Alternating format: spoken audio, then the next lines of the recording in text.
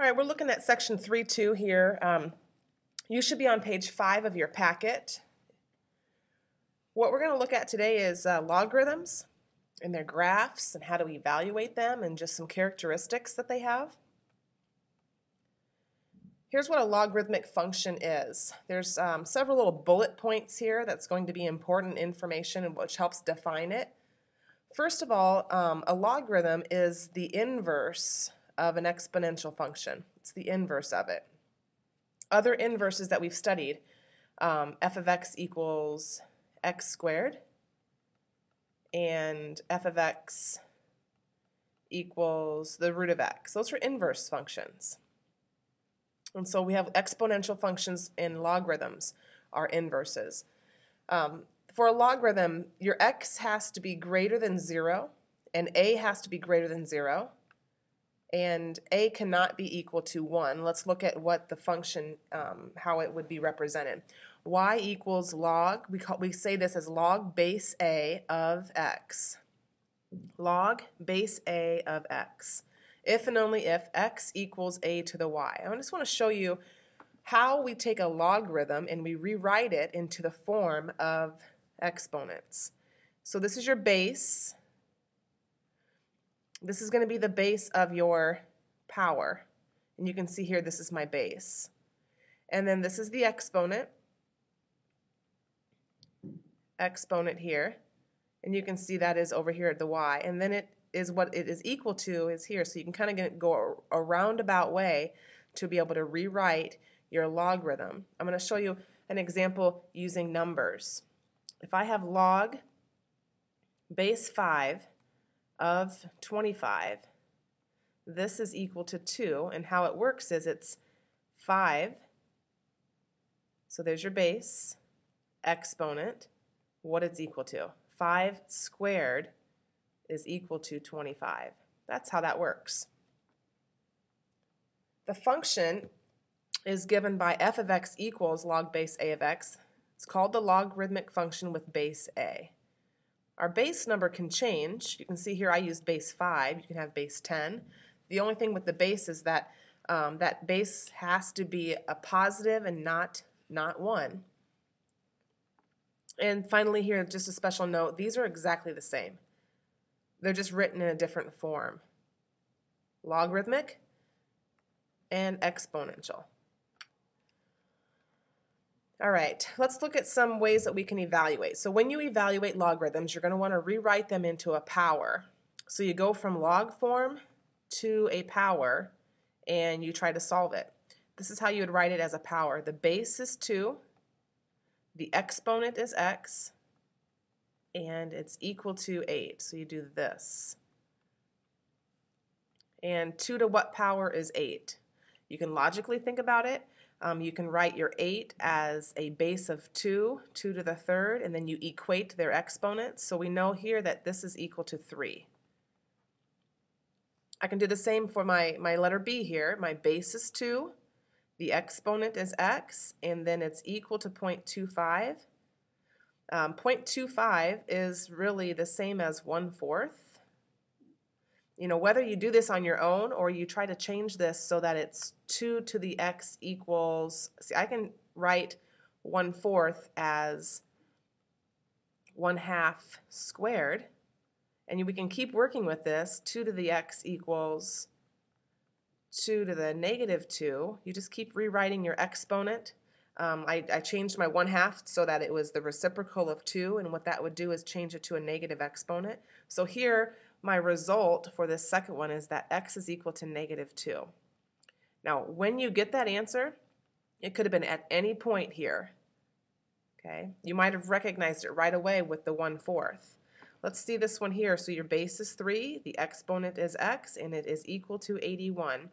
The route you take is you start with the 3, then it's the exponent, and then it's what it's equal to. So 3 to how many powers? X would equal 4. And what you can do is change 81 into a base of 3. And then the exponents are equal to each other. And so that's how you evaluate your logarithms.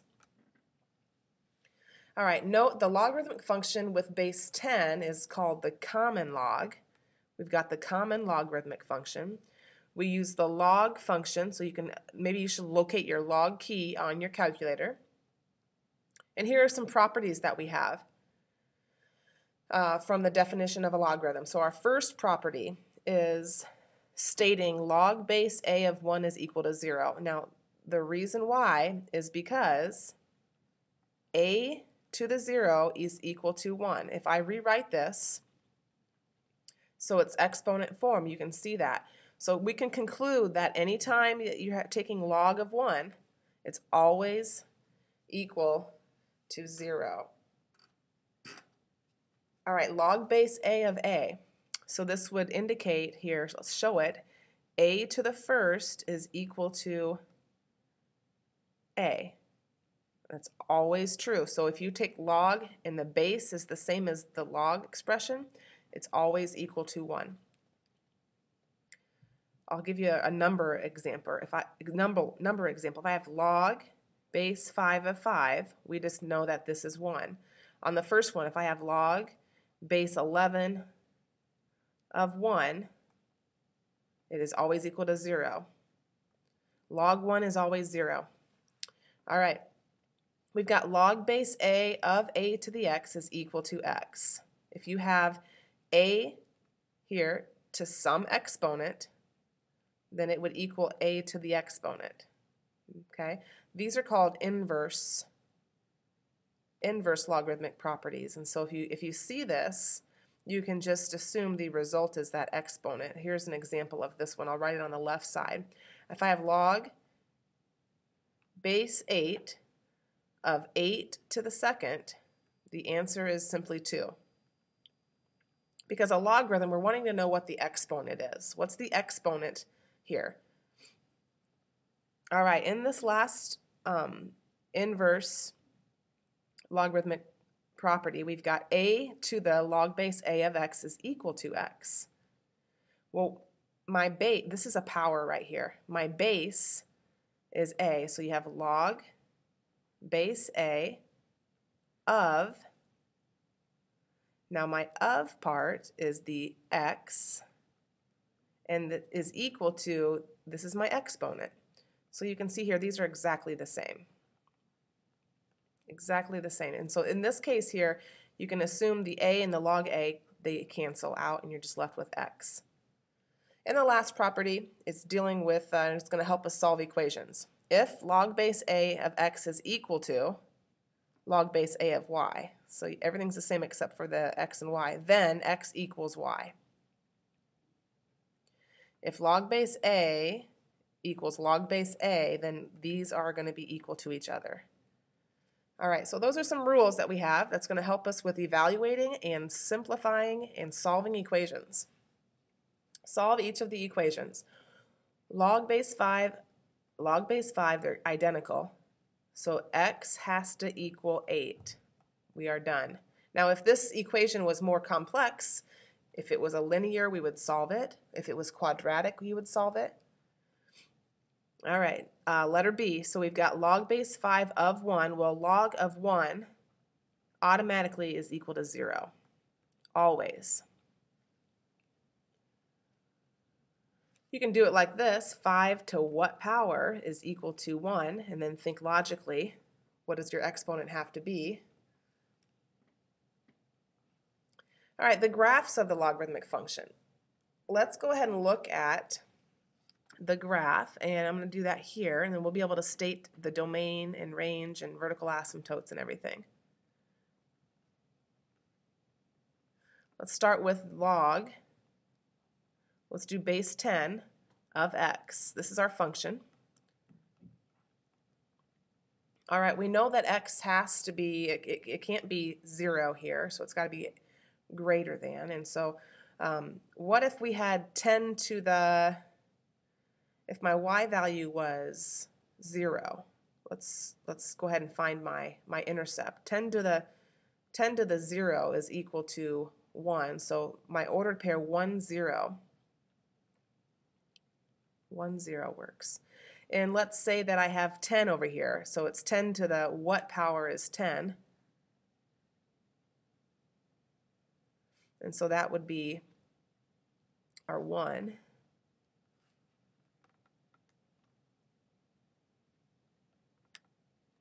So all I'm doing here is I'm just building a little table of values. If I put 1 in for x, it's 10 to the 0. If I put 10 in for x, it would be 10 to the first. So I can graph, I know that this is 10.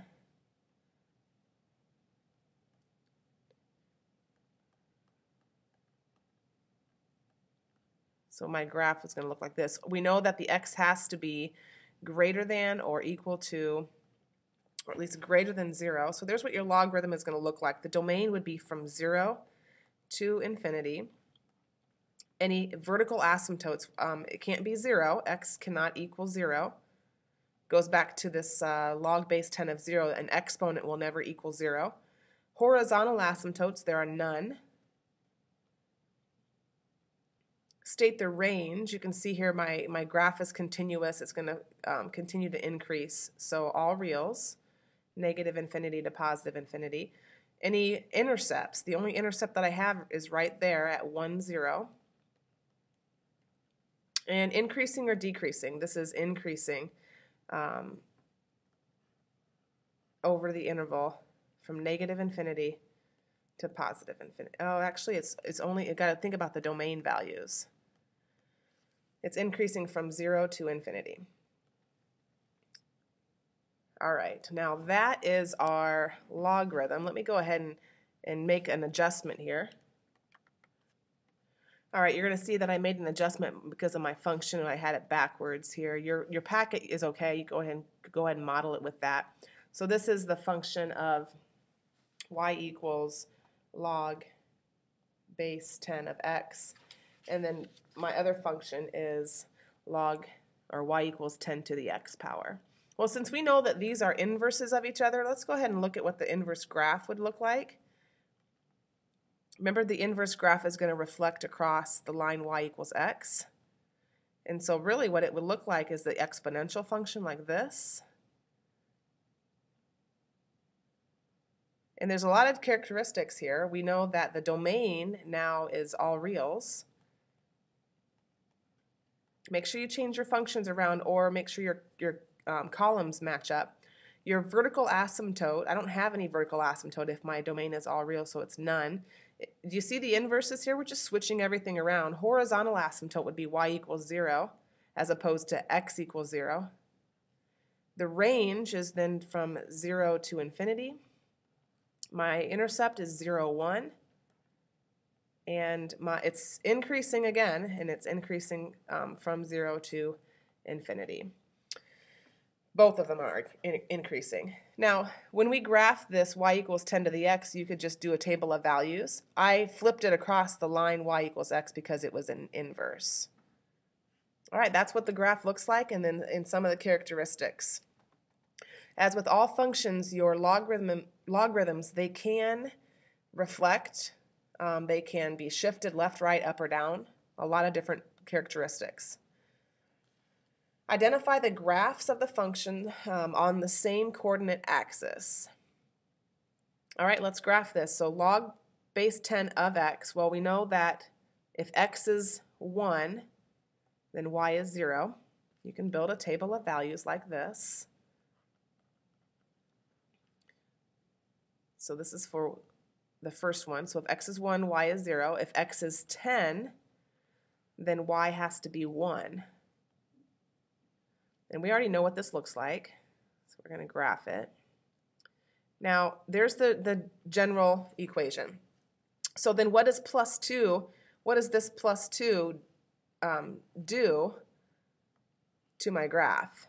What's the plus 2 do? It shifts it left 2. So we go 1, 2.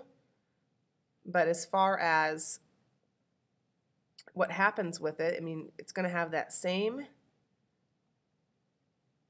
form.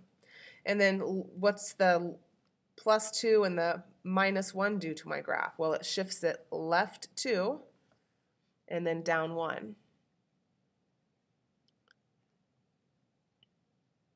All right, so you have some shifting and things like that with your graph. You can still build a table of values to get these graphs. All right, we got one more thing to look at, and it's called the natural logarithmic function. The natural log, actually what it does is it uses the number e The base is e, and it's called the natural logarithm, and we use the ln. So locate the ln button so you know where it's at. Here's the function. F of x equals ln base e of x, or you'll see it just as ln of x. If you see the ln, we know the base is automatically an e. So let's do some evaluating. The natural log of e to the fifth, well, here's what we've got. It's ln of base e, e to the fifth.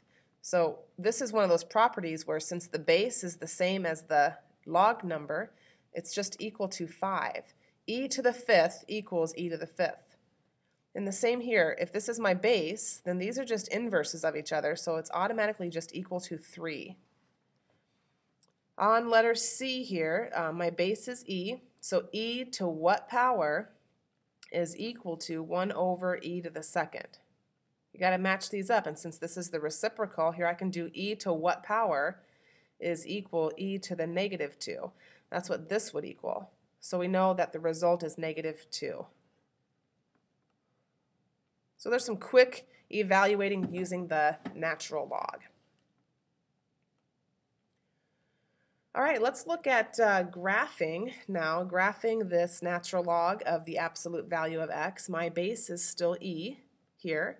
Because it's absolute value, I need to represent this with a piecewise function, and that's going to help us find the domain, finding the domain. So here's my function, f of x equals. You write the natural log of x without the symbols, and since this, you can't take the log of 0, then this is for values that are greater than 0. And then the other half would be at natural log of negative x, and that would be then for x that is less than 0. There's your piecewise function, and then here's our domain. So basically you can say that the domain is all reals except x cannot equal 0. Overall, let's look at the graph of this. If you're graphing, you can type it into your y1, and you will see that the natural log of x looks like this. And you can graph it and see it. It's the logarithm. It looks like a logarithm. There's the right side of it for x greater than 0. And then the left side would look like this.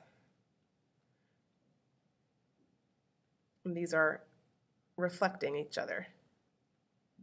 So then you can see here that the domain is still x cannot equal 0. All right, and that is the natural log. All right, we got a couple things left here, and this will follow some of the properties that we've been learning about logarithms. It says state the following. We're going to find the x-intercept, asymptote, domain, and y-intercept, and I'm giving you some hints here. We find our x-intercepts by letting y equal 0. We find our vertical asymptotes by letting the expression equal 0, because we can't have, the logarithm cannot be 0. The domain, we can deal with that because we know the x's and what it can equal. And then finally, the y-intercept. We let x equal 0. All right, let's find my x-intercept here on the first one. So if y is equal to 0 here, then 10 to the 0, that's how you're going to do this. 10 to the 0 equals what? So 1. So I know my x-intercept's 1, 0. Vertical asymptote, what can x not equal? Well, it can't equal 0. Or you just set this expression equal to 0. So x equals 0. Since x cannot equal 0, and we know that x has to be a positive number, then the domain is from 0 to infinity. My y-intercept, it doesn't ever cross the line x equals 0, so there's none. This is just the general form. All right, let's see what happens when we do some shifting and changing of our graph. All right, let y equal 0. So if this is my y, it's equal to 0. What I'm going to do is I'm going to solve this. I got to solve this for x by writing logarithm functions. Solving this, log base 10 of x over 5, and then plus 1. So I want to solve this for x. I'm going to subtract the 1 to the other side, and you've got log base 10 of x over 5. What I can do here is I can rewrite this as a power. That's how we get logarithms out of their format, is to write them as powers.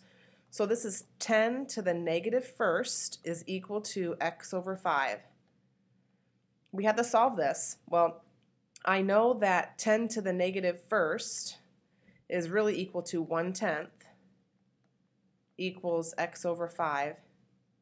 And then you cross multiply, solve this proportion. You have 5 is equal to 10x. So we know that x has to equal a half. That's my x-intercept.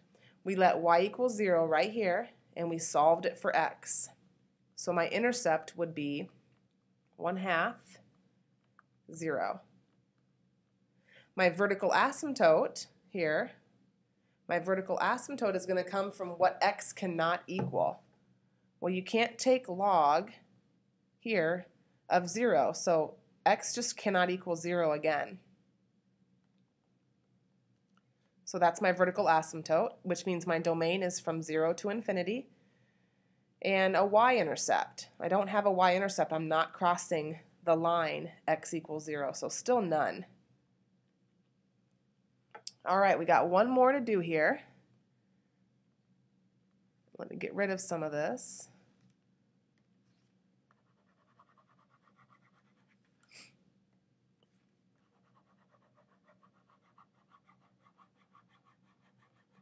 We're going to be going and not graphing, but trying to find this information out from this function. So we're letting y, which is 0, equal log base 10 of x plus 3. In order for me to find my y-intercept, or my x-intercept, I'm letting y equal 0. So you can do 10 to the 0 is equal to x plus 3. 10 to the 0 is 1, so 1 equals x plus 3, which means x must equal negative 2. This, right here, we're shifting this to the left 3, so my x-intercept, which is typically 1, 0, now is negative 2, 0. So our vertical asymptote is also shifted left 3, so then x equals negative 3. And my domain is shifted left 3, so negative 3 to infinity. And now I do have a y-intercept. My y-intercept, you're going to let x equal 0. If x is equal to 0, then we've got log base 10 of 0 plus 3